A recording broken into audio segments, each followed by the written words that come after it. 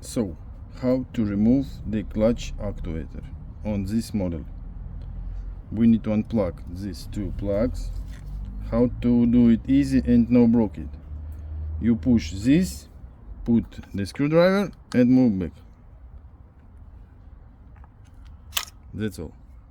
Okay, this one, push and move.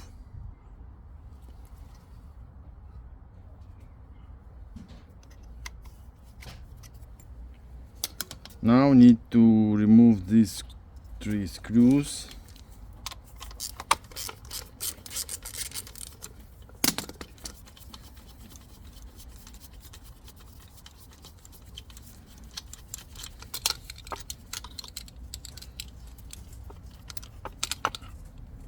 That's all.